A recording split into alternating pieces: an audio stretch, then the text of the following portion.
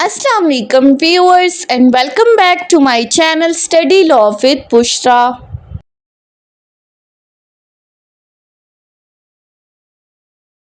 So in today's video we are going to discuss a fingertips lecture of Pakistan Penal Code 1860 covering the whole syllabus of Lawgate. But before starting the discussion, I request you all to please subscribe to my channel and don't forget to press the bell icon for latest updates. Do share this video with your friends and don't forget to comment your feedback. So let's move towards the discussion. जैसा कि हम सबको पता है कि law gate के 100 marks में से 10 मार्क्स पाकिस्तान पिनल कोड के हैं। सो हम इस वीडियो के अंदर इस पूरे पाकिस्तान पिनल कोड को डिस्कस करने की कोशिश करेंगे। चैप्टर वाइज डिटेल में हम ऑलरेडी डिस्कस कर चुके हैं, लेकिन इस वीडियो के अंदर हम प्रिसाइसली MCQs के हवाले से इस PPC को डिस्कस करेंगे। सो सबसे पहली बात जो किसी भी एक्ट के लिए इम्पॉर्टेंट है वो ये है कि ये एक्ट पास कब हुआ था। So Pakistan penal code was basically passed on 6 October 1860। इस डेट को आपने फिंगर टिप्स पे याद रखना है। हर एक्ट के हवाले से उसकी पासिंग डेट आपको पता होना चाहिए। हमेशा लॉ गेट के अंदर एक MCQ इसके हवाले से लाजमी आता है। सो स्टार्ट करते हैं चैप्टर 2 को। चैप्टर 2 बात करता है जनरल एक्सप्लेनेशंस की। इसमें चीज़ों को डिफाइन किया गया है। सबसे पहली डेफिनेशन है जेंडर की, कि इस पूरी PPC के अंदर जहाँ कहीं भी वर्ड ही या उसके डेरिवेटिव्स हिम और हिज यूज़ हुए हैं, तो इसका मतलब ये नहीं है कि वो सिर्फ मेल कैटेगरीज के लिए यूज़ हुए हैं, बल्कि जहाँ पर वर्ड ही यूज़ हुआ है वो शी के लिए भी कंसिडर किया जाएगा। क्योंकि PPC हमारे पास एक जनरल क्रिमिनल सब्सटेंटिव लॉ है। सब्सटेंटिव लॉ से क्या मुराद है कि इस PPC के अंदर ऑफेंसेस को डिफाइन किया गया है और उनकी पनिशमेंट्स को एक्सप्लेन किया गया है। सो जहाँ कहीं भी ऑफेंस को डिफाइन करते हुए ही का वर्ड यूज हुआ है, दैट मीन्स कि वो ना सिर्फ मेल कैटेगरी के लिए है बल्कि फीमेल कैटेगरी के लिए भी यही वर्ड यूज किया गया है। उसके बाद सेकंड डेफिनेशन है नंबर की, कि इस पूरी PPC के अंदर जहाँ कहीं भी कोई सिंगुलर नंबर यूज हुआ है तो वो प्लूरल के लिए भी कंसिडर किया जाएगा, और जहाँ पर प्लूरल नंबर यूज हुआ है तो वो सिंगुलर के लिए भी होगा। यानी कि अगर लिखा गया है कि एक बंदे को सजा मिलेगी तो दैट मीन्स अगर बहुत सारे लोग भी वो ऑफेंस कमिट करते हैं तो उन सबको भी यही सजा मिलेगी। नेक्स्ट है मेन और वुमेन को डिफाइन किया गया है कि मैन से मुराद कोई भी ऐसा मेल पर्सन जो किसी भी एज ग्रुप का है। इसी तरह विमेन के लिए भी यही सेम है कि अगर कोई फीमेल है तो वो किसी भी एज ग्रुप की हो सकती है। यानी कि अगर PPC के अंदर कहीं पर लिखा हुआ है 2 इयर्स का बच्चा है तो वो भी मेल की यानी कि मैन की कैटेगरी में आएगा, और अगर 50 साल की या 2 साल की लड़की है तो वो भी विमेन की कैटेगरी में आएगा। यहाँ पर एज की कोई लिमिटेशन नहीं है, किसी भी एज ग्रुप का बंदा वो मैन होगा या विमेन होगी। नेक्स्ट है पर्सन को डिफाइन किया गया है कि पर्सन से मुराद ना सिर्फ नेचुरल पर्सन यानी कि ह्यूमन बीइंग्स हैं, बल्कि जो हमारे आर्टिफिशियल लीगल पर्सन्स हैं जिनमें हमारी कंपनीज, एसोसिएशन, कॉरपोरेशंस आती हैं, वो तमाम भी पर्सन की कैटेगरी में इन्वॉल्व है इस PPC के अंदर। नेक्स्ट डिफाइन किया गया है पब्लिक को। पब्लिक का कहा गया है कि कोई भी ग्रुप या कोई भी जमात उसको हम पब्लिक की कैटेगरी में कंसिडर करेंगे। सर्वेंट ऑफ द स्टेट को डिफाइन करते हुए कहा है कि वो तमाम ऑफिसर्स जो कि वफाकी या सूबाई हुकूमतों या उनके किसी भी इदारों में काम कर रहे हैं या उनकी किसी अथॉरिटी ने इनको अपॉइंट किया है, तो उन सबको सर्वेंट ऑफ द स्टेट कहा जाएगा। नेक्स्ट डिफाइन किया गया है गवर्नमेंट को। गवर्नमेंट्स के अंदर कोई एक बंदा या बहुत सारे लोग जिनको एग्जेक्टिव फंक्शंस परफॉर्म करने के लिए अपॉइंट किया गया है वो हमारे पास गवर्नमेंट में आते हैं। यानी कि जो एडमिनिस्ट्रेशन के जितने भी काम हैं वो जो लोग परफॉर्म करेंगे उनको हम गवर्नमेंट कहेंगे। जज को डिफाइन करते हुए कहा है कि ना सिर्फ वो बंदा जिसको ऑफिशियली जज कहा गया है कि बल्कि हर वो बंदा जो कि लीगल प्रोसीडिंग्स चाहे सिविल हैं या क्रिमिनल प्रोसीडिंग्स कंडक्ट कर रहा है और उनसे रिलेटेड कोई जजमेंट दे रहा है तो वो भी जज की कैटेगरी में इंक्लूडेड है। नेक्स्ट डिफाइन किया गया है कोर्ट ऑफ जस्टिस को। कोर्ट ऑफ जस्टिस से मुराद वो जजेस जो कि जुडिशियल फंक्शंस परफॉर्म कर रहे हैं, जो अदालती कार्रवाई कर रहे हैं, वो कोर्ट ऑफ जस्टिस में आते हैं। फिर पब्लिक सर्वेंट को डिफाइन किया गया है। अब इसकी एक बहुत लेंथी डेफिनेशन है, लेकिन लॉ गेट के हवाले से आपने क्या याद रखना है कि public servant is defined under section 21 of the PPC. ये हमेशा पूछा जाता है। अब पब्लिक सर्वेंट से मुराद कौन लोग हैं? हर वो जज, हर वो कमीशन ऑफिसर जो कि पाकिस्तान की air forces, naval, military forces में काम कर रहा है।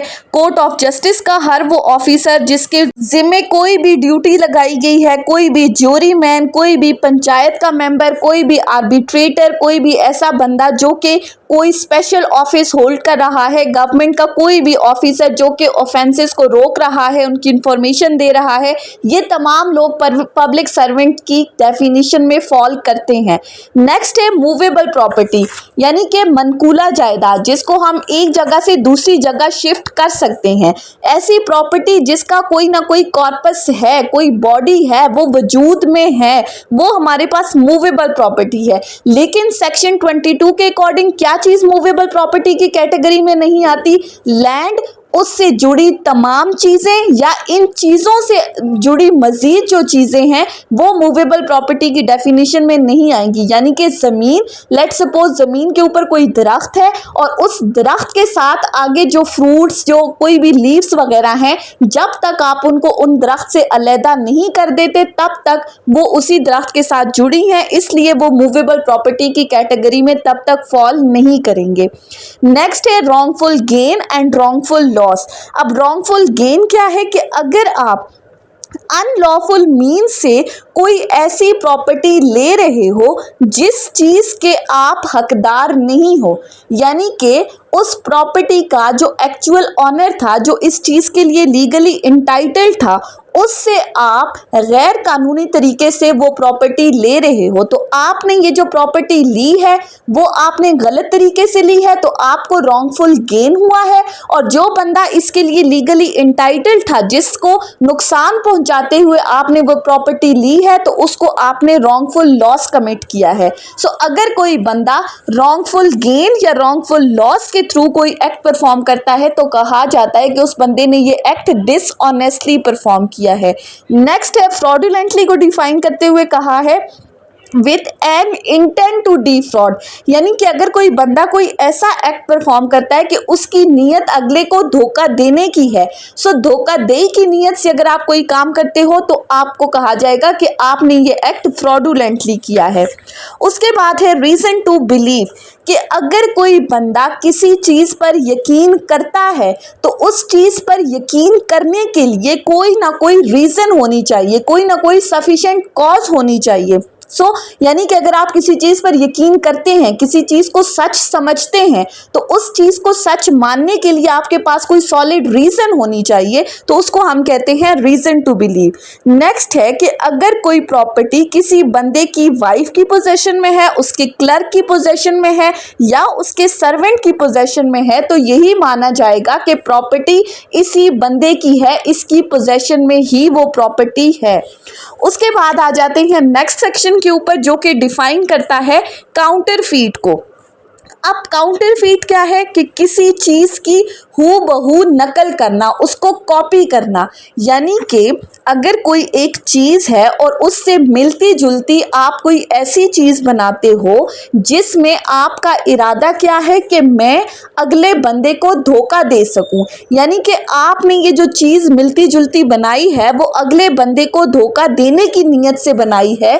और अगर आपका इरादा धोखा देने का नहीं भी था, लेकिन फिर भी आपको ये नॉलेज है कि ये जो चीज़ मैंने बनाई है ये किसी को धोखा देने के लिए इस्तेमाल हो सकती है, तो उसको हम कहते हैं वो क्या है, काउंटरफीट। किसी चीज़ की नकल करते हुए उसको असल चीज़ के मुताबिक बना देना, और आपका मकसद क्या है, दूसरे को धोखा देना। जैसा कि जाली नोट बनाए जाते हैं, स्टाम्प पेपर्स वगैरह बनाए जाते हैं, या कोई सील्स वगैरह बनाई जाती हैं, मोहरें वगैरह, तो वो तमाम इस डेफिनेशन में फॉल करती हैं। नेक्स्ट है डॉक्यूमेंट डॉक्यूमेंट को किस तरह से कहा है कि कोई भी ऐसी चीज जिसके ऊपर कुछ भी लिखा हो, कोई भी सिंबल्स वगैरह हो, कोई मार्क्स वगैरह हो, जिसको बाद में एज एविडेंस के तौर पर यूज किया जा सके, तो उस चीज को हम कहते हैं वो डॉक्यूमेंट है। वैल्यूएबल सिक्योरिटी क्या है कि ऐसा डॉक्यूमेंट जो आपके लीगल राइट्स के साथ डील कर रहा है, यानी कि ऐसा डॉक्यूमेंट जिसके थ्रू आपका कोई भी लीगल राइट क्रिएट हुआ है, ट्रांसफर हुआ है, उसको रिस्ट्रिक्ट किया गया है, उसको रोका गया है, खत्म किया गया है, यानी कि कोई भी ऐसा डॉक्यूमेंट जो आपको अंडर लीगल लाइबिलिटी लेकर आ रहा है, वो तमाम चीजें वैल्यूएबल सिक्योरिटी की डेफिनेशन में फॉल करती हैं। नेक्स्ट है विल। विल को डिफाइन करते हुए कहा है कि कोई भी टेस्टामेंट्री डॉक्यूमेंट, विल है हमारे पास, वसीयत है। फिर है एक्ट और ओमिशन को डिफाइन किया गया है कि एक्ट क्या है, यानी कि कोई भी काम जो आप कर रहे हो, और ओमिशन क्या है कि ऐसी चीज जिसको करने के लिए आप ड्यूटी बाउंड थे लेकिन आपने अपनी उस ड्यूटी को फुलफिल नहीं किया, तो कहा जाएगा कि आपने ओमिशन किया है। सो इस पूरी पीपीसी के अंदर जहां कहीं भी वर्ड एक्ट यूज हुआ है तो वो सीरीज ऑफ एक्ट्स के लिए भी है, और जहां पर एक्ट्स का वर्ड यूज हुआ है तो वो सिंगल एक्ट के लिए भी कंसिडर किया जाएगा। इसी तरह ओमिशन के लिए भी वही सेम चीज कि अगर ओमिशन यूज हुआ है तो वो सीरीज ऑफ ओमिशंस के लिए भी होगा, या अगर कहीं पर ओमिशंस यूज हुआ है तो वो सिंगल ओमिशन के लिए भी होगा। फिर नेक्स्ट है हमारे पास सेक्शन 34। सेक्शन 34 कहता है कि अगर बहुत सारे लोगों ने कॉमन इंटेंशन के साथ कोई क्रिमिनल एक्ट परफॉर्म किया है, तो हर वो बंदा जो कि उस क्रिमिनल एक्ट को परफॉर्म करने में शामिल था वो इक्वली लायबल होगा। अब इसमें एक से ज्यादा और 5 से कम लोग हैं, अगर इन लोगों ने कॉमन इंटेंशन के साथ कोई ऑफेंस कमिट किया है तो वो तमाम इक्वली लायबल होंगे। ऐसा नहीं है कि लायबिलिटी सिर्फ एक बंदे पर आएगी, बल्कि वो इक्वली लायबल होंगे, बिल्कुल इसी तरह जैसे उन्होंने ये ऑफेंस जो है वो इंडिविजुअली परफॉर्म किया है। इसी के साथ सेक्शन 35 है, इसी के सेम है, जो कि बात करता है क्रिमिनल नॉलेज की। सेक्शन 35 कहता है कि अगर कोई क्रिमिनल एक्ट आपने क्रिमिनल नॉलेज के साथ किया है, आपको पता था कि ये काम गलत है लेकिन फिर भी आपने उस एक्ट को परफॉर्म किया है, तो आपके ऊपर लायबिलिटी इक्वल ही आएगी। सेक्शन 36 है जो कि बात करता है effect cause partly bye act and partly bye omission, यानी कि ऐसा ऑफेंस जो कि ना तो पूरा का पूरा एक्ट है और ना ओमिशन है, बल्कि एक्ट और ओमिशन ने मिलकर इसको जुर्म बनाया है। फॉर एग्जाम्पल, एक प्रिजनर है और उसके पास एक कैदी मौजूद है। अब उसका काम क्या था, ड्यूटी क्या थी कि उसने उसको 3 टाइम का खाना देना है। अब उसने अपनी ड्यूटी को फुलफिल नहीं किया, उसको 3 टाइम का खाना नहीं दिया, ये उसने ओमिशन किया, और एक्ट उसने क्या किया कि साथ में उसको मारना भी शुरू कर दिया। अब इसका ये जो एक्ट मारने का और इसका जो ओमिशन था खाना ना देने का, इस वजह से उस पर्सन की डेथ कॉज हो गई, तो दैट मीन्स ऑफेंस हुआ लेकिन वो पार्टली एक्ट था और पार्टली ओमिशन था। नेक्स्ट है कॉपरेशन की बात की गई है सेक्शन 37 कि अगर मुख्तलिफ एक्ट्स परफॉर्म किए गए हैं और उन डिफरेंट एक्ट्स के थ्रू कोई एक ऑफेंस बन रहा है और बहुत सारे लोगों ने इसमें कॉपरेशन की है, बहुत सारे लोगों ने मिलजुल कर डिफरेंट एक्ट्स परफॉर्म किए हैं जिनसे एक ऑफेंस बना है, तो वो तमाम लोग इस ऑफेंस के लिए इक्वली लायबल होंगे।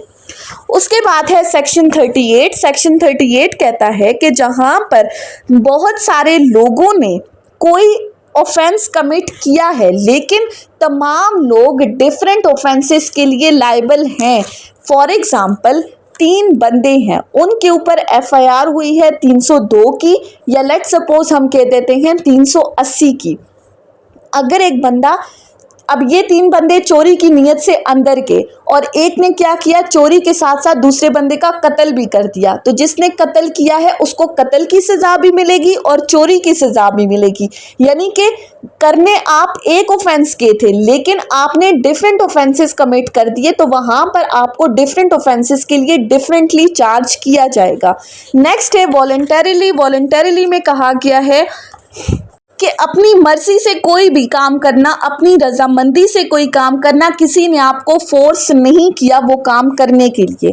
फिर ऑफेंस को डिफाइन करते हुए कहा है कि ऐसी चीज जो कि प्रोहिबिटेड बाय लॉ है, इस पाकिस्तान पीनल कोड के अंदर उसको की पनिशमेंट एक्सप्लेन की गई है, तो वो हमारे पास ऑफेंस की कैटेगरी में फॉल करता है।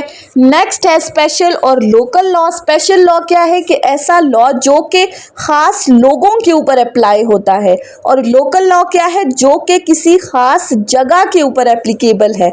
अब खास लोगों से क्या मुराद, फॉर एग्जांपल जो हमारा एंटी टेररिज्म एक्ट है ATA, वो सिर्फ और सिर्फ टेररिस्ट के ऊपर अप्लाई होता है, ऑर्डिनरी पीपल पर वो एक्ट अप्लाई नहीं होता। इसी तरह जो हमारा KP टेनेंसी एक्ट है या पंजाब टेनेंसी एक्ट है, तो वो सिर्फ और सिर्फ KP और पंजाब के लोगों के ऊपर एप्लीकेबल है। KP और पंजाब की लिमिटेशन से बाहर वो किसी जगह के ऊपर एप्लीकेबल नहीं है। So this is the basic difference between special law and local law. फिर नेक्स्ट है इलीगल को डिफाइन किया गया है कि ऐसी चीज जो कि एक ऑफेंस है, जो कि प्रोहिबिटेड बाय लॉ है, जो कि आपको ग्राउंड प्रोवाइड कर रही है सिविल एक्शन के लिए, और लीगली बाउंड टू डू कोई भी ऐसी ड्यूटी जिसको ओमिट करना आपके लिए इलीगल है। फिर नेक्स्ट डिफाइन किया गया है इंट्री को कि कोई भी ऐसा हार्म जो कि कोई बंदा आपको इलीगली कॉज कर रहा है, और वो हार्म आप उस पर्सन की बॉडी, माइंड, रेपुटेशन या प्रॉपर्टी को अफेक्ट कर रहा है, तो वो इंजरी की डेफिनेशन में फॉल करेगा। फिर नेक्स्ट है वेसल को डिफाइन किया गया है कि कोई भी ऐसी चीज जो किस पर्पस के लिए बनाई गई है कि इंसानों को या प्रॉपर्टी को बहरी रास्तों से एक जगह से दूसरी जगह ले जाया जाए, उसको हम वेसल कहते हैं। गुड फेथ को नेगेटिवली डिफाइन किया गया है, नेगेटिव डेफिनेशन है। नेगेटिव डेफिनेशन से क्या मुराद है कि यहाँ पर गुड फेथ को डिफाइन नहीं किया गया, बल्कि कहा गया कि क्या चीज़ गुड फेथ में इंक्लूडेड नहीं है, यानी कि कोई भी ऐसा काम जो कि आप विदाउट ड्यू केयर और अटेंशन करते हो, तो वो ये समझा जाएगा कि आपने गुड फेथ में वो काम नहीं किया। लास्ट डिफाइन किया गया है हार्बर को कि अगर कोई बंदा पुलिस को मतलूब है और उस बंदे को पुलिस की गिरफ्त से बचाने के लिए आप अगर उसको पनाह देते हो, उसको खाना देते हो, पैसे देते हो, या किसी भी तरह से उसको भगाने में उसकी मदद करते हो, तो ये कहा जाएगा कि वो हार्बर की डेफिनेशन में आता है। लेकिन इस हार्बर के अंदर वाइफ का अपने हस्बैंड को या हस्बैंड का अपनी वाइफ को पनाह देना इंक्लूडेड नहीं है। सो ये था पहला चैप्टर डेफिनेशन क्लॉज का, जिसमें हमने एक एक डेफिनेशन को डिस्कस किया है। उसके बाद आ जाते हैं हम नेक्स्ट चैप्टर के ऊपर, जो कि है चैप्टर 4। चैप्टर 4 बात करता है जनरल एक्सेप्शंस की, कि कौन से ऐसे लोग हैं जिनको एग्जेम्प्ट किया गया है पनिशमेंट से, जिनके ऊपर ये पाकिस्तान पीनल कोड अप्लाई नहीं होता, जो कि अगर ऑफेंस करते हैं तो उनको सजा नहीं दी जाएगी या उनका कोई भी एक्ट ऑफेंस की कैटेगरी में फॉल नहीं करेगा। सेक्शन 76 बात करता है कि अगर कोई बंदा under the mistake of fact good faith के अंदर कोई काम कर रहा है, जिस काम को करने के लिए वो ड्यूटी बाउंड था, तो अगर उसने मिस्टेक ऑफ फैक्ट के अंदर कोई काम किया है तो उसका वो एक्ट ऑफेंस नहीं होगा। फॉर एग्जांपल पुलिस ऑफिसर है जो कि बाउंड बाय लॉ था कि उसने जाके ए को अरेस्ट करना है। अब under the mistake of fact जब ये पुलिस ऑफिसर ए के घर गया तो वहां पर उसने बी को देखा, और बी को ए समझते हुए इस पुलिस ऑफिसर ने जो बी को अरेस्ट किया है, तो ऑल्दो बी की अरेस्ट इलीगल थी, लेकिन चूंकि उसने मिस्टेक ऑफ फैक्ट के अंदर ये काम किया है और उसने यकीन कर लिया था कि मेरी जिम्मेदारी है इस काम को करने की, सो लिहाजा उसके इस एक्ट के लिए उसको पनिशमेंट नहीं दी जाएगी। इसी के साथ सेक्शन 79 है जो कि बात करता है एक्ट जस्टिफाइड बाय लॉ, यानी कि अगर कोई बंदा कोई ऐसा एक्ट परफॉर्म कर रहा है जिस एक्ट के लिए उसके पास प्रॉपर जस्टिफिकेशन है, वो एक्सप्लेन कर सकता है, वो वजाहत दे सकता है कि मैंने ये एक्ट क्यों किया। फॉर एग्जाम्पल ए एक जगह पर मौजूद था, उसने देखा कि बी एक ऐसी हालत में रोड से जा रहा है और उसके सामने से एक गाड़ी आ रही है जो कि डायरेक्टली बी को हिट कर सकती है। सो बी को उस एक्सीडेंट से बचाने के लिए ए ने बी को धक्का दे दिया, तो उसको कुछ इंजरीज कॉज हो गई। अब ऑल्दो ये जो इंजरीज उसने कॉज की हैं, ये इलीगल थी, ये गैर कानूनी थी, ये ऑफेंस था, लेकिन वो इस चीज़ की जस्टिफिकेशन दे रहा है कि बी को एक्सीडेंट से बचाने के लिए मैंने बी को धक्का दिया था। सो यहाँ पर इसका ये जो धक्का देने का एक्ट है ये ऑफेंस कंसिडर नहीं किया जाएगा। इसी के साथ सेक्शन 77 है जो कि कहता है कि अगर कोई जज अपने जुडिशियल फंक्शंस परफॉर्म करते हुए कोई ऐसा एक्ट करता है जो कि गुड फेथ में कर रहा है तो वो भी ऑफेंस नहीं होगा। सेक्शन 78 कहता है कि अगर किसी जज ने कोई ऑर्डर पास किए हैं और उस ऑर्डर्स के ऊपर अगर कोई अथॉरिटीज अमल दरामद करती हैं, ऑल्दो जज ने जो ऑर्डर पास किया है उसके पास वो ऑर्डर पास करने का इख्तियारात नहीं था, लेकिन अथॉरिटीज अदालत के फैसले को अमल दरामद करते हुए अगर कोई एक्ट करती है तो वो ऑफेंस कंसिडर नहीं किया जाएगा, उनको इस चीज़ की सज़ा नहीं दी जाएगी।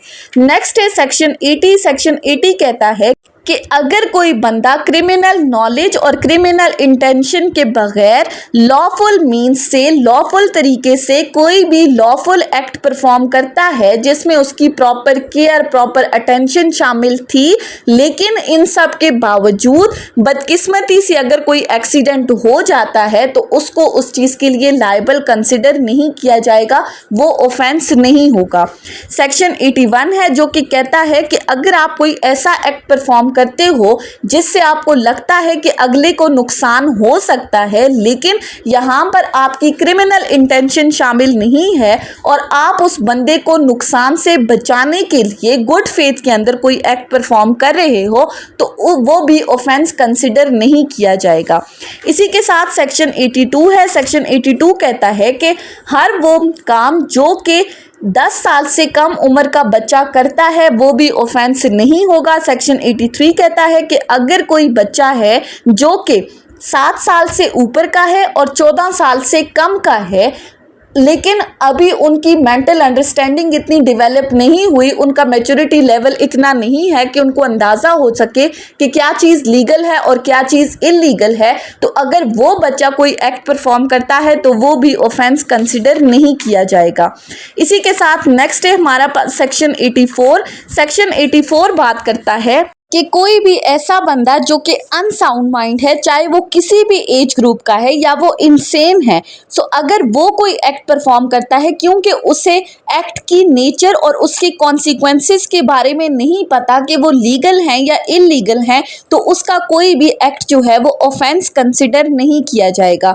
नेक्स्ट है सेक्शन 85। सेक्शन 85 कहता है कि अगर आपने किसी बंदे को इंटॉक्सिकेट किया है, उसको कोई नशा आवर चीज़ दी है जिससे वो अपनी नॉर्मल स्टेट ऑफ माइंड के अंदर नहीं है, और अगर उस नशा आवर चीज के नतीजे में अगर उसने कोई एक्ट परफॉर्म किया है तो वो भी ऑफेंस कंसिडर नहीं किया जाएगा। लेकिन इंपॉर्टेंट चीज क्या है कि ये जो इंटॉक्सिकेशन यानी कि जो नशा आवर चीज उसे दी गई है वो उसकी विल के अगेंस्ट हो, उसकी मर्जी से उसे ना दी गई हो। अगर उसकी मर्जी से दी गई है तो फिर वो ऑफेंस के लिए लायबल होगा। नेक्स्ट है हमारे पास सेक्शन 86। सेक्शन 86 भी इसी बारे में बात कर रहा है। सेक्शन 87 पे आ जाते हैं।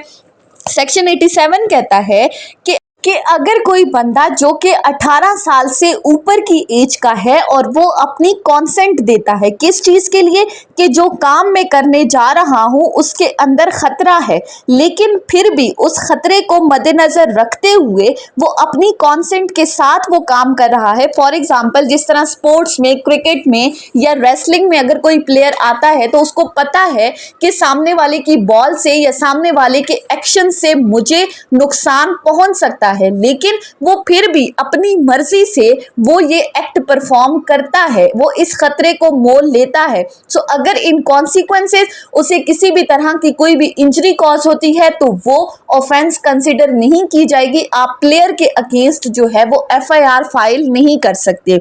नेक्स्ट है सेक्शन 88। सेक्शन 88 कहता है कि अगर आप कोई ऐसा एक्ट परफॉर्म कर रहे हो जिसमें आपकी इंटेंशन अगले की डेथ कॉज करने की नहीं है, लेकिन आप उसकी कॉन्सेंट के साथ गुड फेथ के अंदर उस बंदे के फायदे के लिए कोई काम कर रहे हो। फॉर एग्जाम्पल डॉक्टर अगर आपके ऊपर कोई ऑपरेशन परफॉर्म कर रहा है तो वो आपकी सेहत के लिए कर रहा है, आपने उसको कॉन्सेंट दी है, वो आपके फायदे के लिए वो ऑपरेशन परफॉर्म कर रहा है। सो अगर इस दौरान आपकी डेथ हो जाती है तो आप उस डॉक्टर को लायबल नहीं ठहरा सकते, डॉक्टर का ये एक्ट ऑफेंस की कैटेगरी में फॉल नहीं करेगा।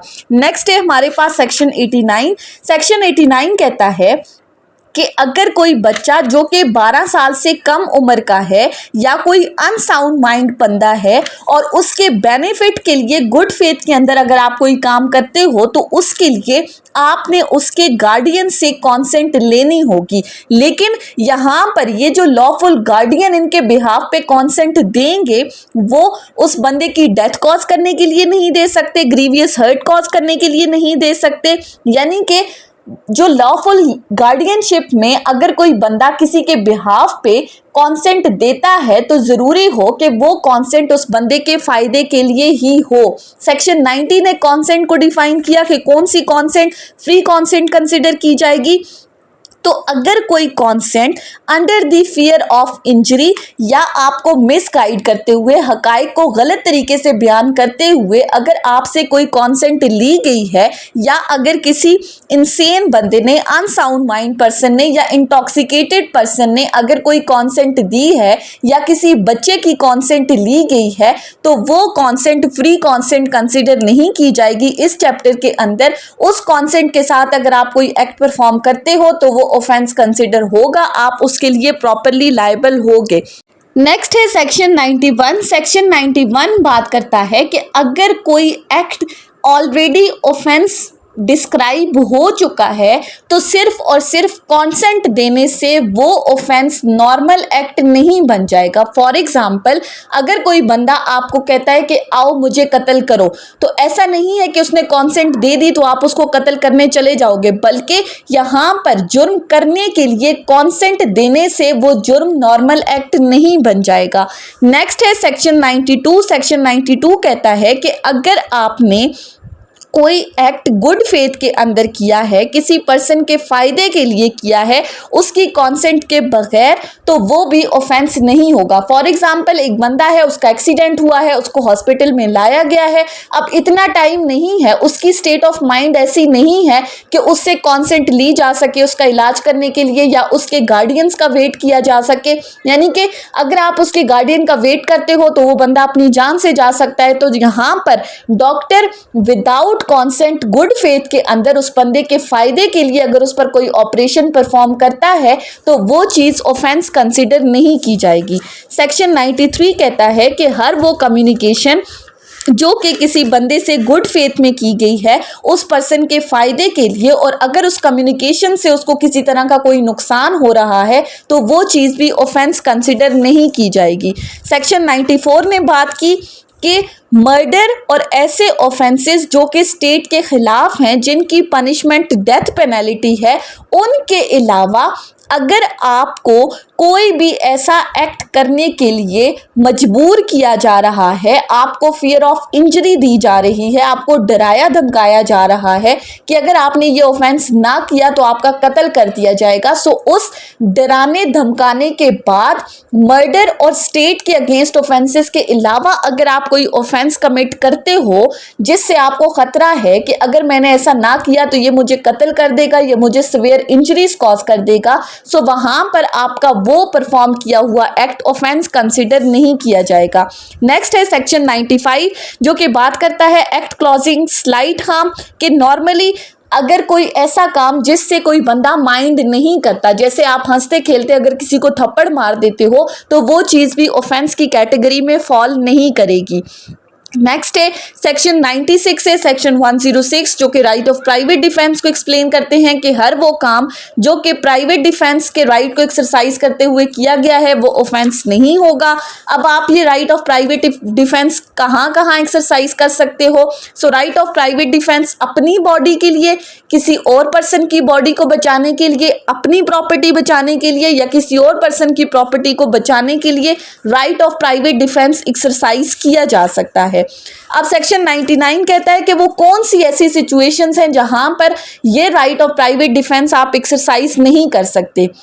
सो हर वो पब्लिक सर्वेंट जो कि अपनी ऑफिशियल ड्यूटीज परफॉर्म कर रहा है, लेट्स सपोज आपने कोई ऑफेंस कमिट किया है और अगर कोई पुलिस वाला आपको आकर अरेस्ट करता है तो वहां पर आप ये नहीं कह सकते कि मैं अपना right of private defence exercise करूंगा, वहां पर आपका right of private defence exercise नहीं हो सकता। या अगर कोई बंदा है जो कि इन पब्लिक सर्वेंट्स की डायरेक्शंस के ऊपर कोई काम कर रहा है तो उनके अगेंस्ट भी आपको राइट ऑफ प्राइवेट डिफेंस हासिल नहीं है। इसके अलावा जहां पर आपके पास इतना टाइम है कि आप प्रॉपर फोरम को अप्रोच कर सकते हो, अथॉरिटीज को अप्रोच कर सकते हो, वहां पर भी आप अपना right of private defence exercise नहीं कर सकते। फॉर एग्जांपल एक बंदे ने आकर आपको धमकी दी फोन पर कि मैं तुम्हें आकर कत्ल करने वाला हूं, अब आपके पास टाइम है कि आप पुलिस को अप्रोच कर सकते हो। सो ऐसा नहीं है कि वहां आप घर बैठकर कहो कि मेरे पास तो मेरा राइट ऑफ प्राइवेट डिफेंस है, वहां पर आपका राइट ऑफ प्राइवेट डिफेंस नहीं होगा। इसी तरह राइट ऑफ प्राइवेट डिफेंस सिर्फ उस हद तक इस्तेमाल किया जा सकता है जितना खतरे को टालने के लिए ज़रूरी है। अगर आपने किसी को स्लाइट इंजरीज कॉज कर दी हैं और ख़तरा टल गया है तो ज़रूरी नहीं है कि आप अपना right of private defence exercise करते हुए उसकी डेथ कॉज कर दो। डेथ कॉज आप कर सकते हो, लेकिन किन सिचुएशंस के अंदर वो आगे एक्सप्लेन की गई हैं कि अगर आपको ख़तरा हो कि मैंने इस बंदे को ना मारा तो ये मुझे कत्ल कर देगा, वहां पर आप अपना right of private defence exercise करते हुए उसका कत्ल कर सकते हो।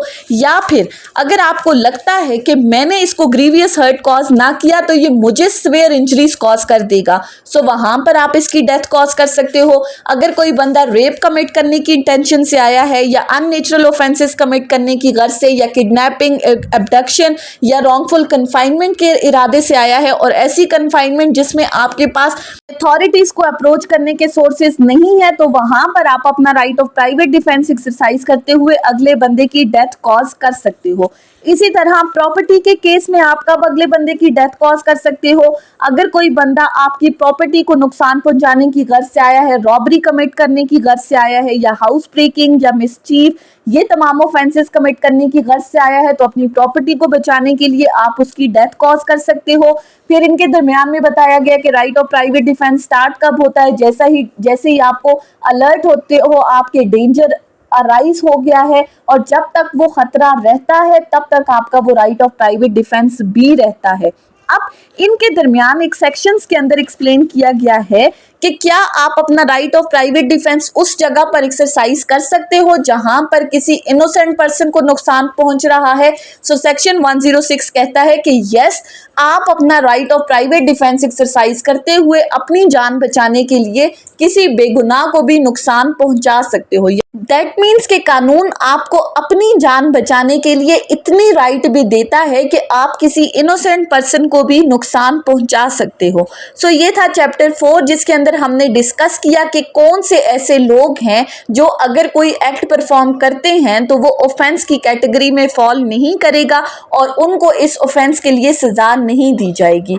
उसके बाद आ जाते हैं चैप्टर 16A के ऊपर, चैप्टर 16 के ऊपर, जो कि बात करता है offences against the human body, यानी कि ऐसे ऑफेंसेस जो आपकी लाइफ को अफेक्ट कर रहे हैं वो कौन कौन से ऑफेंसेस हैं।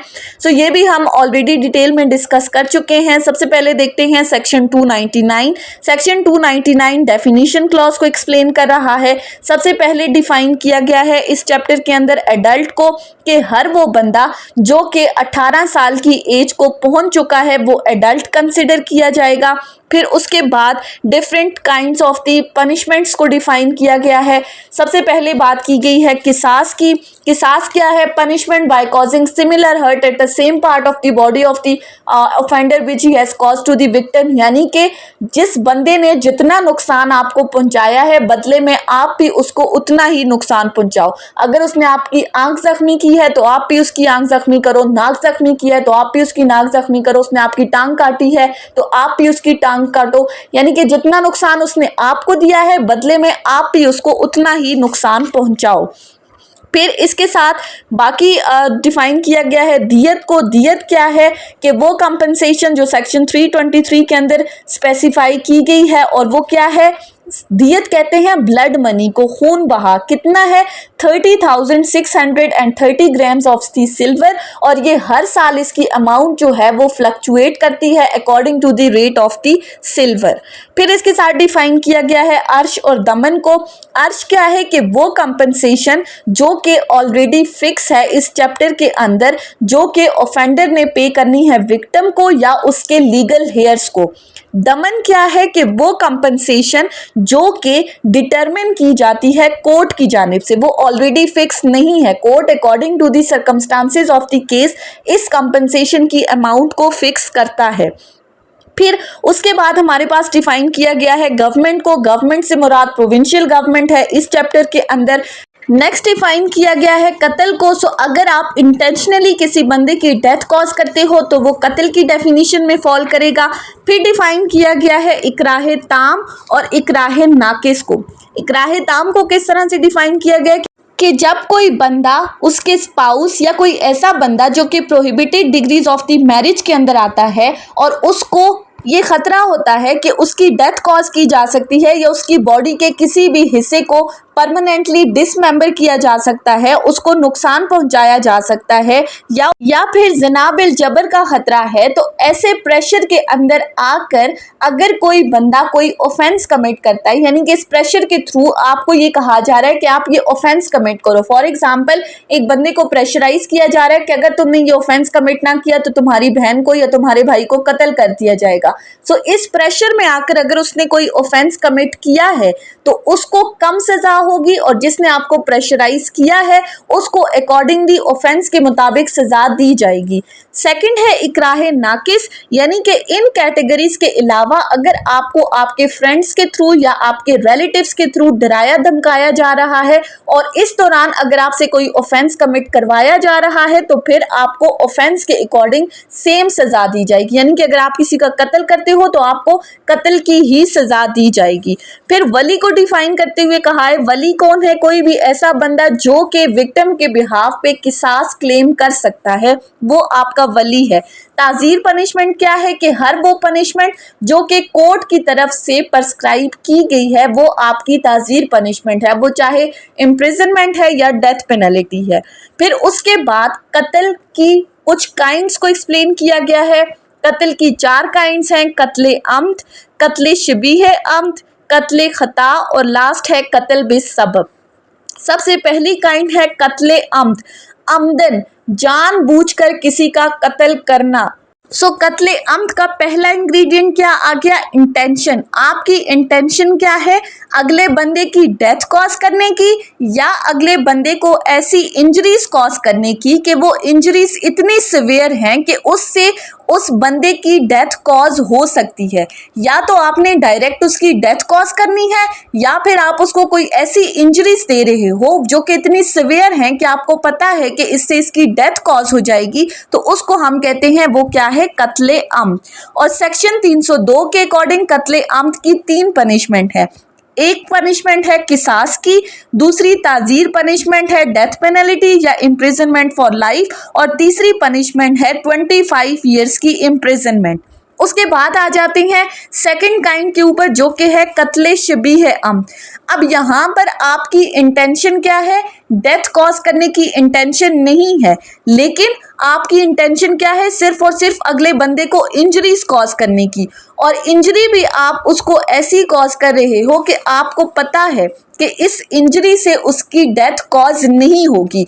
सो कत्ले शबीह अम्द में इरादा कत्ल का नहीं है, लेकिन आपने जो इंजरीज कॉज की हैं उन इंजरीज के नतीजे में इस बंदे की डेथ कॉज हो जाती है, तो ऐसा समझा जाएगा कि आपने कत्ले शबीह अम्द कमिट किया है। और कत्ले शबीह अम्द की पनिशमेंट क्या है? दियत, और उसके साथ ताजीर पनिशमेंट है 25 ईयर्स की। नेक्स्ट काइंड है हमारे पास कत्ले खता।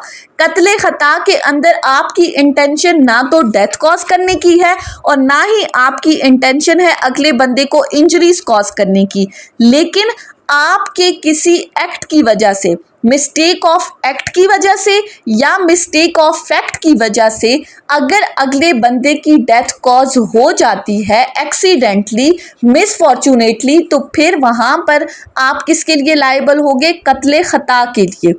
पहली दो काइंड्स में इंटेंशन थी, यहाँ पर इंटेंशन का सिरे से ताल्लुक ही नहीं है। आपके मिस्टेक ऑफ फैक्ट या मिस्टेक ऑफ एक्ट की वजह से किसी की डेथ कॉज हो गई तो उसके लिए आप दियत पनिशमेंट के लिए लायबल होगे। लास्ट है कत्ल बिस्सबब, यहाँ पर भी इंटेंशन शामिल नहीं है, ना डेथ कॉज करने की ना इंजरीज कॉज करने की, लेकिन यहाँ पर क्या है कि आपके किसी अनलॉफुल एक्ट के नतीजे में किसी बंदे की डेथ कॉज हो जाती है। फॉर एग्जाम्पल, आपने रास्ते में कोई गड्ढा खोदा है, लेकिन इस गड्ढे को खोदने का मकसद क्या था? आपका मकसद ये नहीं था कि इसमें कोई गिर के मर जाए, लेकिन आपने ये जो गड्ढा खोदा है ये गैर कानूनी था, इल्लीगली था।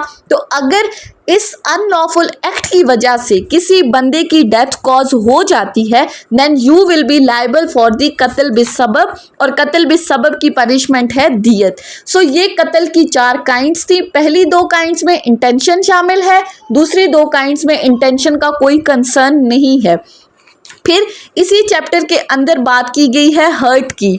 अब हर्ट को किस तरह से डिफाइन किया गया है? सो सेक्शन 332 कहता है कि अगर कोई भी बंदा आपको कोई ऐसा जख्म दे रहा है, कोई ऐसी इंजरी कॉज कर रहा है जिससे आपके organs of the body permanently या टेम्परेरीली डिसफंक्शनल हो जाती हैं, यानी किसी भी वजह से इंसानी जिस्म को मुतासिर किया जा रहा हो, तो वो हमारे पास हर्ट है।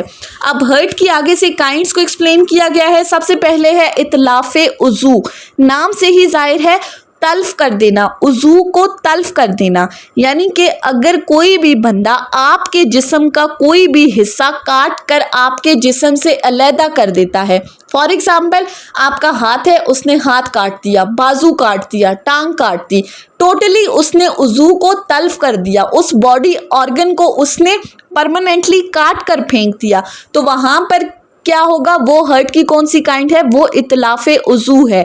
सेकंड है इतलाफ़े सलाहियत उज़ू, उज़ू की सलाहियत को ख़त्म कर देना, यानी कि जो बॉडी ऑर्गन है उसकी फंक्शनल कैपेसिटी, उसकी वर्किंग कैपेसिटी को ख़त्म कर देना, काम करने की सलाहियत को ख़त्म कर देना। यानी कि हाथ है, पूरा का पूरा हाथ नहीं काटा, लेकिन ऐसी इंजरी कॉज की है जिससे वो हाथ नाकाम हो गया, अब वो किसी काम का नहीं रहा। सो इतलाफ़े उज़ू और इतलाफ़े सलाहियत उज़ू में बेसिक डिफरेंस क्या है? इतलाफ़े उज़ू के अंदर आपका ऑर्गन आपकी बॉडी से अलहदा कर देना, सलाहियत उज़ू में ऑर्गन अलहदा नहीं करना बल्कि उसकी फंक्शनल कैपेसिटी को ख़त्म कर देना। तीसरी काइंड है हर्ट की, जो कि है शजा। शजा क्या है कि आपकी जो अपर बॉडी पार्ट्स हैं, यानी कि आपके हेड और फेस पर अगर कोई भी इंजरी कॉज होती है तो उसमें आप शजा के लिए लायबल होगे। अब यहाँ पर इतलाफ़े उज़ू या सलाहियत उज़ू का कोई कंसर्न नहीं है। फिर शजा की हमारे पास फर्दर कुछ काइंड्स हैं। सबसे पहली काइंड है शजा खफीफ़ा। अब इसमें क्या होता है कि आपको स्लाइट सी इंजरीज कॉज कर देना जिसमें आपकी बोन विजिबल नहीं हो रही, मामूली सा जख्म दे देना।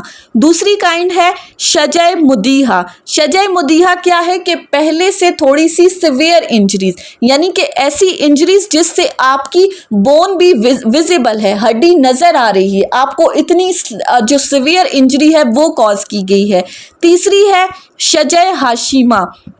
अब इसमें आपको इंजरी कॉज की है और उसके साथ आपकी जो बोन है वो फ्रैक्चर हो गई है, लेकिन वो अभी डिसलोकेट नहीं हुई, वो अपनी जगह से नहीं हिली, सिर्फ और सिर्फ हड्डी टूट गई है।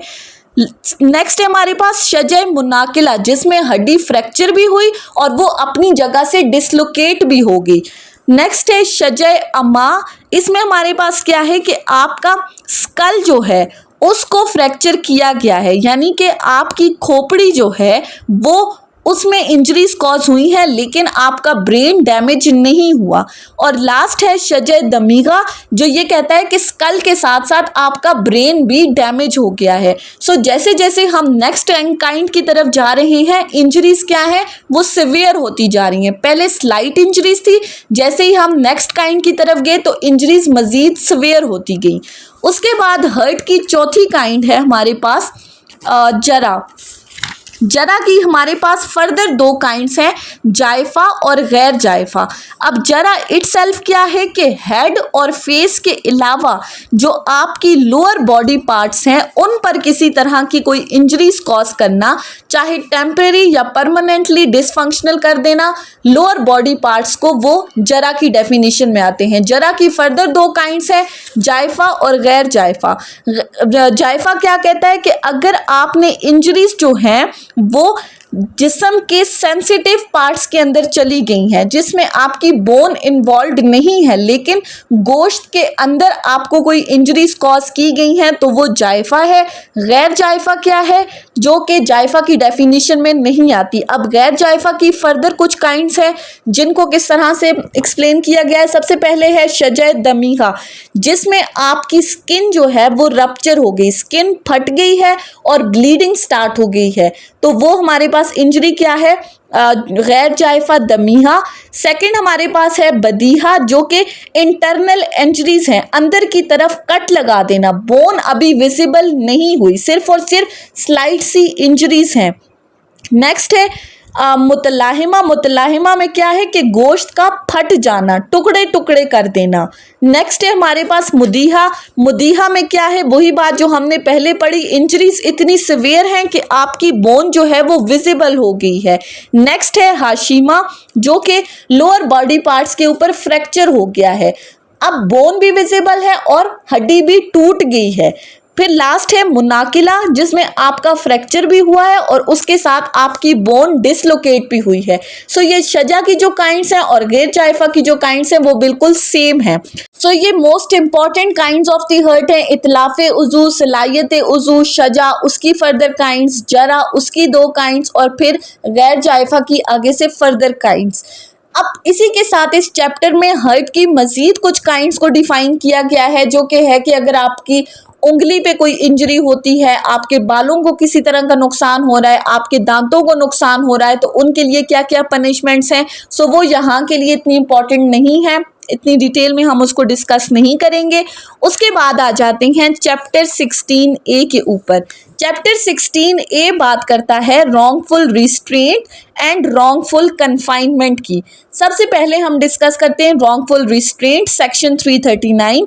सेक्शन 339 क्या कहता है कि कोई भी बंदा जो वॉलेंटरीली किसी के रास्ते में रुकावट डाल रहा है, और उसका ये जो रुकावट डालने का मकसद क्या है कि वो आपको किसी ऐसी डायरेक्शन में जाने से रोके जहां पर जाना आपका राइट है, यानी कि जिस डायरेक्शन में प्रोसीड करना आपका कानूनी हक है, बगैर किसी जवाज के, बगैर किसी रीज़न के अगर वो बंदा आपको उस जगह पर जाने से रोकता है तो that means that he has wrongfully restrained you.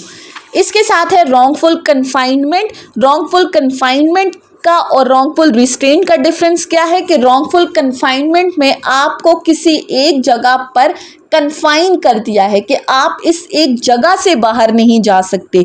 Restraint में हमने क्या कहा था, किसी एक डायरेक्शन में जाने से रोकना। फॉर एग्जांपल एक कमरा है, उसके दो दरवाजे हैं और एक बंदा आपको रोक रहा है कि आप इस दरवाजे से बाहर नहीं जा सकते। लेकिन रॉन्गफुल कन्फाइनमेंट क्या कहती है कि अगर आपको उस कमरे के अंदर महदूद कर दिया है, आपको उस कमरे से ही बाहर जाने नहीं दिया जा रहा, आपको लिमिटेशंस के अंदर बंद कर दिया है कि आप इस हदूद से बाहर नहीं निकल सकते, तो वो क्या है कि उस बंदे ने आपको रॉन्गफुली कन्फाइंड किया है। So this is the basic difference between wrongful restraint and wrongful confinement. उसके बाद है force and criminal force. Force क्या है कि कोई भी हरकत, फॉर एग्जाम्पल अगर किसी बंदे ने आपको हाथ लगा दिया जिससे आपको क्या फील हुआ कि इस बंदे ने मुझे टच किया है, सो ये जो हरकत है ये क्या है, ये फोर्स है। अब यही फोर्स क्रिमिनल फोर्स में किस तरह से कन्वर्ट हो रही है। सो क्रिमिनल फोर्स के इंग्रेडिएंट्स हैं कि अगर कोई बंदा इंटेंशनली, जानबूझकर उस बंदे की कॉन्सेंट के बगैर वो फोर्स यूज कर रहा है, और इस इंटेंशन का मकसद क्या है कि वो आपको किसी भी तरह से कोई इंजरी कॉज करे, आपको नुकसान पहुंचाए या आपको तंग करने की नीयत से अगर वो फोर्स यूज कर रहा है। सो अगर किसी फोर्स के अंदर ये तमाम इंग्रेडिएंट्स शामिल हो जाते हैं तो वो बन जाती है आपकी क्रिमिनल फोर्स। क्रिमिनल फोर्स यानी कि इरादा क्या है, अगले बंदे का कोई ना कोई ऑफेंस कमिट करने का इरादा है। इसी के साथ नेक्स्ट एक्सप्लेन किया गया है असॉल्ट को। सेक्शन 351 कहता है कि अगर कोई बंदा कोई ऐसा इशारा करता है, कोई ऐसी प्रिपरेशन कर रहा है, कोई ऐसा जेस्चर दे रहा है जिससे आपको ये लगता है कि इसका ये इशारा, इसकी ये तैयारी कि ये मुझ पर हमला करने वाला है। अभी उसने हमला किया नहीं है, अभी उसने कोई ऑफेंस कमिट नहीं किया, लेकिन आपको ऐसा लगता है, फॉर एग्जाम्पल अगर किसी बंदे ने हाथ में कोई पत्थर पकड़ा है और उसने आपकी तरफ इस तरह इशारा किया है, अभी उसने वो पत्थर फेंका नहीं है, लेकिन आपको लगता है, आपने ये चीज फील कर दी है कि ये बंदा मुझ पर अटैक करने वाला है, तो उसकी ये जो जेस्चर या ये प्रिपरेशन है ये असॉल्ट की डेफिनेशन में फॉल करेगी। उसके बाद एक्सप्लेन किया गया है किडनैपिंग एंड एब्डक्शन को। किडनैपिंग की दो काइंड्स बताई गई हैं, kidnapping from Pakistan and kidnapping from lawful guardianship. सबसे पहला है कि अगर आप किसी बंदे को उसकी कॉन्सेंट के बगैर पाकिस्तान की लिमिटेशन से बाहर लेकर जा रहे हो तो आपने क्या किया है, किडनैपिंग फ्रॉम पाकिस्तान को ऑफेंस कमिट किया है।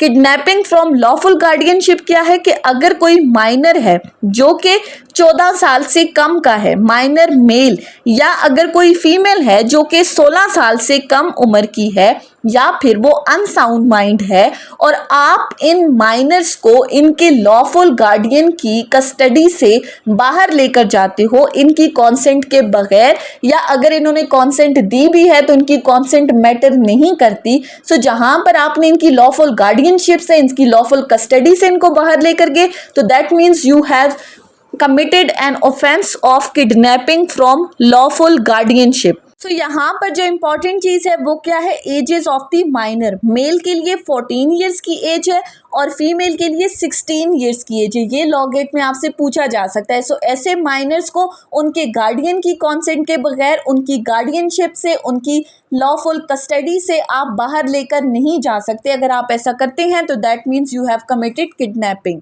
इसी के साथ है एब्डक्शन। एब्डक्शन के लिए इम्पॉर्टेंट चीज़ क्या है कि अगर कोई बंदा फोर्स यूज करते हुए, धमकी देकर आपको मजबूर करता है, वो आपको धोखाधड़ी से वो इंड्यूस कर रहा है और वो आपको एक जगह से दूसरी जगह लेकर जा रहा है आपकी कॉन्सेंट के बगैर, आपको धमकी देकर मजबूर करके, तो that means he has committed an offence of the abduction. अब इसी के साथ नेक्स्ट ऑफेंस है सेक्शन 375 के अंदर, जो कि रेप को डिफाइन करता है कि अगर कोई मैन फीमेल की कॉन्सेंट के बगैर, उसकी विल के बगैर, या अगर उसने उससे कॉन्सेंट ली भी है तो under the fear of injury या फियर ऑफ हर्ट ली है, और उसकी कॉन्सेंट के बगैर if he commits sexual intercourse with that women, that means he has committed an offence of the rape under section 375 PPC।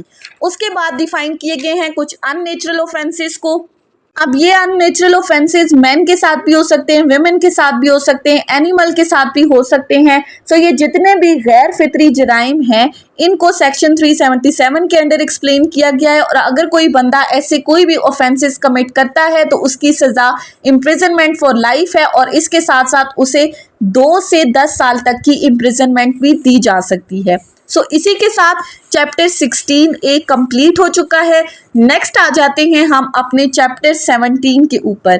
Chapter 17 बात करता है offences against the property, यानी कि जो आपकी प्रॉपर्टी है उसके अगेंस्ट कौन कौन से ऐसे ऑफेंसेस हैं उनको डिफाइन किया गया है। सबसे पहले बात की गई है थेफ्ट की, चोरी। सेक्शन 378 इसको डिफाइन करता है कि किसी बंदे को उसकी मूवेबल प्रॉपर्टी से महरूम कर रहा है, यानी कि आपकी इंटेंशन है डिसऑनेस्टली, यानी कि अपने आप को रॉन्गफुल गेन देते हुए और दूसरे को रॉन्गफुल लॉस कॉज करते हुए, अगर आप उस बंदे की मूवेबल प्रॉपर्टी को उसकी पोजेशन से ले लेते हो उस बंदे की कॉन्सेंट के बगैर, और उस प्रॉपर्टी को एक जगह से दूसरी जगह ले लेकर जाते हो तो दैट मीन्स कि आपने थेफ्ट का ऑफेंस कमिट किया है अंडर सेक्शन 378। अब यहाँ पर जिसकी प्रॉपर्टी आप लेकर जा रहे हो उसकी कॉन्सेंट शामिल नहीं है, उसको आप रॉन्गफुल लॉस कॉज कर रहे हो। जो आपने प्रॉपर्टी ली है आपको रॉन्गफुल गेन हो रहा है और आपने उसकी पोजेशन से उसकी प्रॉपर्टी को लिया है, तो ये कहा जाएगा कि आपने थेफ्ट का ऑफेंस कमिट किया है। अब इसके साथ आ जाते हैं नेक्स्ट ऑफेंस के ऊपर, जो कि है एक्सटॉर्शन। अब एक्सटॉर्शन को डिफाइन किया गया है अंडर सेक्शन 383 कि अगर आप किसी बंदे को डरा धमकाकर, अब यहाँ पर भी आपकी इंटेंशन शामिल है, उसको डराने धमकाने के बाद अगर आप उससे उसकी कोई भी मूवेबल या इमूवेबल प्रॉपर्टी लेते हो, यानी कि फॉर एग्जांपल आपने किसी को धमकाया और उसको कहा कि अपना ये घर मेरे नाम कर दो, अपनी ये प्रॉपर्टी मेरे नाम कर दो, अपनी ये ज़मीन मेरे नाम कर दो। सो कोई भी ऐसी प्रॉपर्टी जो कि मूवेबल है या इमूवेबल है और वो आपने हासिल की है अगले बंदे को डराते धमकाते हुए, तो that means you have committed an offence of extortion under section 383। अब यही थेफ्ट या यही एक्सटॉर्शन रॉबरी का बनता है, ये डिफाइन किया गया है सेक्शन 390 के अंदर कि रॉबरी क्या है, वो इधर थेफ्ट है या एक्सटॉर्शन है। अब थेफ्ट रॉबरी का बनता है कि अगर थेफ्ट कमिट करने के लिए या अगर कहीं पर आप चोरी करने के लिए गए हो और उस चोरी के माल को वहां से ले जाते वक्त अगर कोई बंदा आपको रोक रहा है, तो उस बंदे को एट दी स्पॉट अगर आप किसी भी तरह की कोई इंजरीज कॉज कर रहे हो, उसकी डेथ कॉज कर रहे हो, तो दैट मीन्स आपने रॉबरी कमिट की है। तो सो थेफ्ट रॉबरी का बनता है जब अगले बंदे को कोई इंजरीज कॉज हो रही हैं। और एक्सटॉर्शन का रॉबरी बनता है, एक्सटॉर्शन में सिर्फ और सिर्फ क्या है, अगले बंदे को फियर देना, यानी कि उसको सिर्फ और सिर्फ डराना धमकाना। फॉर एग्जाम्पल आप किसी बंदे को ये कह देते हो कि अगर तुमने अपना ये घर मेरे नाम ना किया या अपना ये प्लॉट मेरे नाम ना किया तो मैं तुम्हारी बहन जो कि मेरे कब्जे में है मैं उसको मार दूंगा, ये तुम्हारे भाई को मार दूंगा। सो जहां पर आप अगले बंदे को डराते धमकाते हुए उससे उसकी मूवेबल या इमूवेबल प्रॉपर्टी को ले लेते हो, तो वहां पर एक्सटॉर्शन कन्वर्ट हो जाती है रॉबरी के अंदर। अब यही रॉबरी डकैती का बनती है। सो सेक्शन 391 कहता है कि अगर 5 या 5 से ज्यादा लोग, कॉमन इंटेंशन में कितने थे, 1 से ज्यादा और 5 से कम लोग, डकैती में क्या कहा गया है कि अगर 5 या 5 से ज्यादा लोग वो रॉबरी कमिट करते हैं या अगर इस रॉबरी को कमिट करने में कोई बंदे उनकी हेल्प कर रहे हैं, तो फिर ये रॉबरी कन्वर्ट हो जाएगी ऑटोमेटिकली डकैती के अंदर।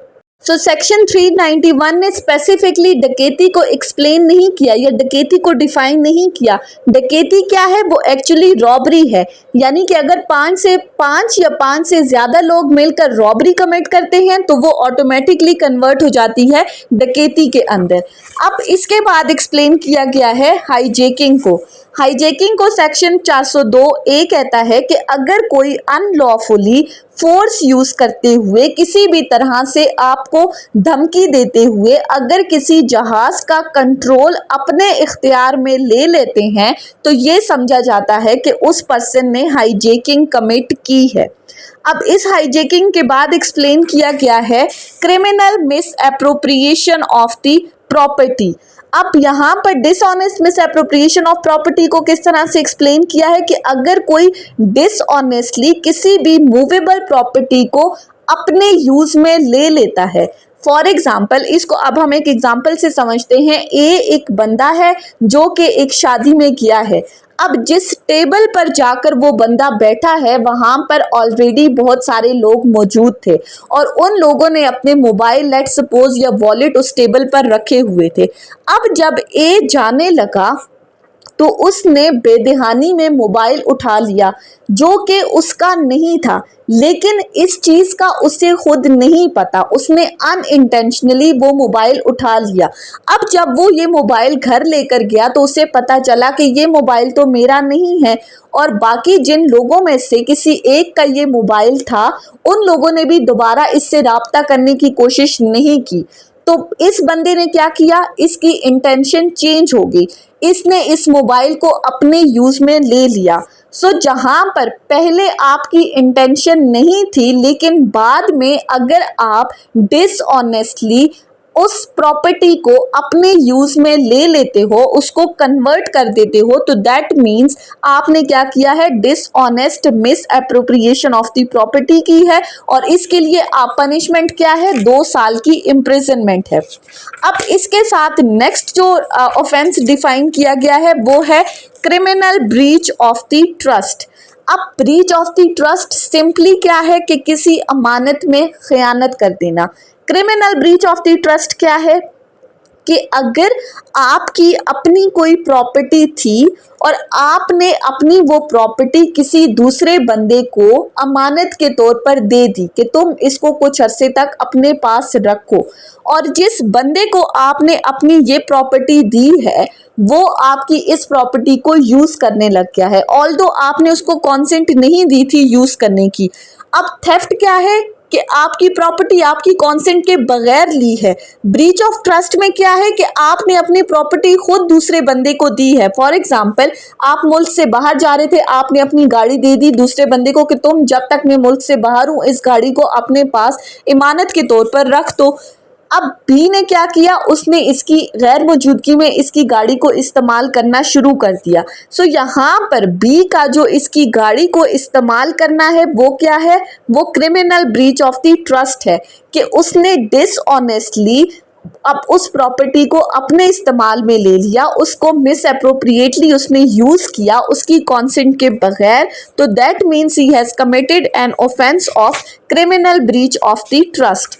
उसके बाद एक्सप्लेन किया गया है स्टोलन प्रॉपर्टी को। स्टोलन प्रॉपर्टी क्या है, चोरी का माल, यानी कि कोई भी ऐसी प्रॉपर्टी जो कि आपने थेफ्ट, एक्सटॉर्शन, रॉबरी, डकैती, hijacking, criminal breach of the trust या dishonest misappropriation of the property के थ्रू रिसीव की है, वो तमाम प्रॉपर्टी स्टोलन प्रॉपर्टी की डेफिनेशन में फॉल करेगी।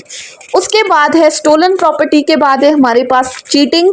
चीटिंग को किस तरह से डिफाइन किया गया है, सेक्शन 415 कहता है कि किसी बंदे को डरा धमका कर, उसको बहला फुसला कर, उसको इंड्यूस करके आप उससे कोई ऐसा काम निकलवाते हो जो कि अगर आप उसको डराते धमकाते ना तो वो ऐसा काम कभी भी ना करता। यानी कि इंटेंशन आपकी क्या है, यहाँ पर अगले बंदे को धोखा देने की है। सो अगर एक बंदा, उसके सामने गलत फैक्ट्स रखे जाते हैं किसी दूसरे बंदे की जानिब से जो कि उसको इंड्यूस कर रहा है, उसको धोखा दे रहा है, और उस इंड्यूसमेंट के नतीजे में अगर इस सेकंड पर्सन ने कोई एक्ट परफॉर्म कर लिया है और उसके इस एक्ट की वजह से उसको किसी भी तरह की कोई इंजरी कॉज हुई है, तो वहाँ पर कहा जाएगा कि आपने इस पर्सन को चीट किया है। सो चीटिंग में क्या है, किसी बंदे को डरा धमका कर, बहला फुसला कर उसको इंड्यूस करना, उसको धोखा देना। उसके बाद डिफाइन किया गया है मिसचीफ को। सेक्शन 425 क्या कहता है, मिसचीफ क्या है, किसी बंदे की प्रॉपर्टी को नुकसान पहुंचाना। यानी कि अगर कोई बंदा इंटेंशनली कोई ऐसा काम कर रहा है जिससे उसको पता है कि मैं अगले बंदे को रॉन्गफुल लॉस कॉज कर रहा हूँ, उसकी प्रॉपर्टी को अगर कोई बंदा डिस्ट्रॉय करता है या उसकी प्रॉपर्टी को इस हद तक नुकसान पहुंचाता है कि उस प्रॉपर्टी की वैल्यू कम हो जाती है, तो ऐसी सूरत में कहा जाएगा कि उसने मिसचीफ कमिट किया। यानी कि प्रॉपर्टी वहीं अपनी जगह पर मौजूद है, वो प्रॉपर्टी को वहाँ से लेकर नहीं गया, लेकिन उसने प्रॉपर्टी को नुकसान पहुँचाते हुए उस प्रॉपर्टी को बिल्कुल तबाह कर दिया है, उस प्रॉपर्टी की वैल्यू में कमी आ गई है। अब कोई भी बंदा उसकी इस प्रॉपर्टी को ख़रीद नहीं सकता। सो जहाँ पर प्रॉपर्टी को नुकसान पहुँचाया जा रहा है वो मिसचीफ की डेफिनेशन के अंडर फॉल करेगा। अब मिसचीफ के बाद डिफाइन किया गया है ट्रेसपास को। अब ट्रेसपास क्या है कि अगर आप without the consent of the person किसी बंदे की प्रॉपर्टी में एंटर हो जाते हैं, जो प्रॉपर्टी उसकी पोजेशन में है, आपका कोई राइट नहीं है उस प्रॉपर्टी में दाखिल होने का। अब यही ट्रेसपास क्रिमिनल ट्रेसपास में कब कन्वर्ट हो जाता है कि जब आप उसकी उस प्रॉपर्टी में एंटर हुए हो, उस बंदे को कोई ऑफेंस कमिट करने की गर्ज से, उस बंदे को नुकसान पहुंचाने की गर्ज से, उसको तंग करने की गर्ज से, तो वो कहा जाएगा क्रिमिनल ट्रेसपास। और यही क्रिमिनल ट्रेसपास हाउस ट्रेसपास में कब कन्वर्ट हो जाएगा कि जब आप किसी बंदे के घर के अंदर दाखिल हो गए हो। पहले था किसी की ज़मीन में एंटर हो जाना, अब यहाँ पर कोई ऐसी जगह जो कि रेजिडेंशियल एरिया है, उसके रहने की जगह है। सो अगर कोई बंदा वहाँ पर एंटर होकर आपकी किसी प्रॉपर्टी को नुकसान पहुँचा रहा है तो उसने हाउस ट्रेसपास कमिट किया है। हाउस ब्रेकिंग क्या है कि अगर आप किस हाउस ट्रेसपास कमिट करते हो, और आप उस हाउस ट्रेसपास कैसे कमिट कर रहे हो, किसी ऐसे रास्ते से आप उस घर में दाखिल हो रहे हो जो कि ऑर्डिनरी वे नहीं है उस घर में एंट्रेंस का, यानी कि आप छत फलांग कर आ रहे हो, दीवार फलांग कर आ रहे हो, ताला तोड़ कर आ रहे हो, या फिर आप बैरूनी दरवाजे से एंटर हो रहे हो, कोई भी ऐसा रास्ता जो कि नॉर्मली उस घर में एंट्री के लिए यूज़ नहीं हो रहा। सो अगर आप ऐसा कोई भी तरीका इस्तेमाल करते हुए उस घर में दाखिल हो रहे हो तो that means you have committed an offence of the house breaking. So chapter 17 के अंदर कुछ ऑफेंसेस को डिफाइन किया गया था जो कि प्रॉपर्टी से रिलेटेड ऑफेंसेस हैं।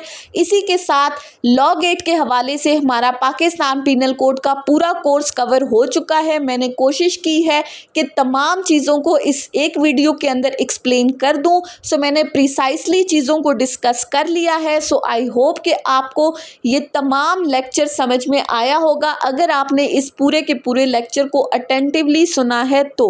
सो अगर आपको ये वीडियो अच्छी लगी है तो इस वीडियो को लाइक करें, कमेंट करें और चैनल को ज़रूर सब्सक्राइब करें। Thank you so much for watching this video. Till then, अल्लाह हाफिज़।